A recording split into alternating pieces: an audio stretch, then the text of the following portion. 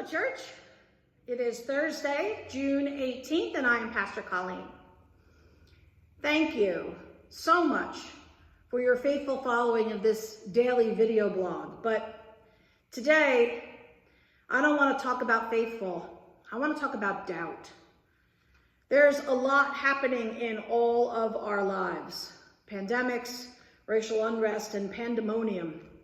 It is more than enough to start chipping away at even those who have the strongest of faith. Sometimes a cloud of doubt can grow into a storm system, and suddenly we can't even glimpse sunshine anymore. Suddenly we are aware that maybe it's not that we don't believe wholeheartedly, but instead we wonder if we have any faith at all left. When this happens, when we find ourselves in these storm systems, we crave certainty. But what we find instead is faith. And what I mean is, according to the letter to the Hebrews, faith is the conviction of things not seen. Things you can't prove, things you can't know beyond a shadow of a doubt. If this is faith, then maybe doubt doesn't have to be an enemy. Maybe doubt can even be a friend.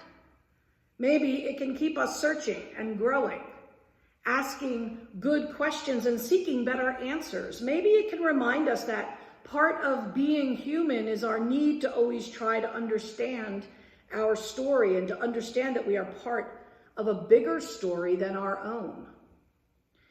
Whenever I forget this, there's always the garden to remind me. The daylilies are beginning to bloom. The stelladora are blooming. The rose bushes someone else planted are blooming. My basil is gorgeous, and the zinnia are blooming in a pastel palette that is simply lovely. But the marigolds, which were stunning one day, have become food for a squirrel.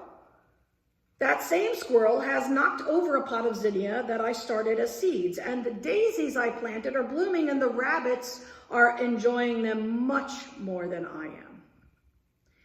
Trying to grow things has probably taught me some of the greatest lessons I've ever learned about appropriate surrender. There has to be hope, because without it, who would ever sow any seed at all? There has to be intention.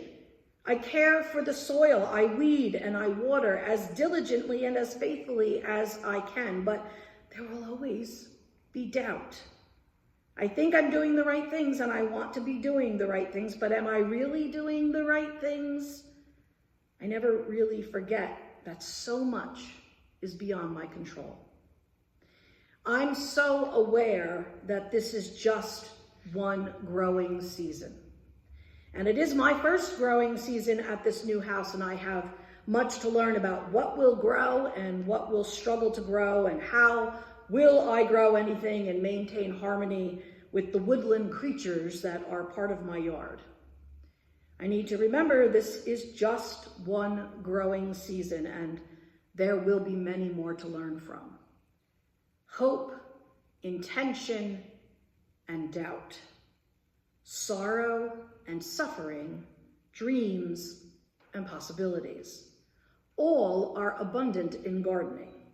All are abundant in our lives of faith. Thank God we don't have to navigate any of it alone.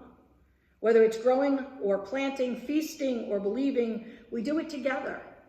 Together with our families, together with our friends and neighbors, together with God.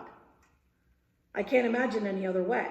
How could we survive any other way? Dear church, I hope when the storms of doubt circle over your lives of faith, that you too can look to the garden, look to the beauty around you, and remember, we are never in any of this alone. And there is always another growing season. Thanks for listening. I will see you again soon.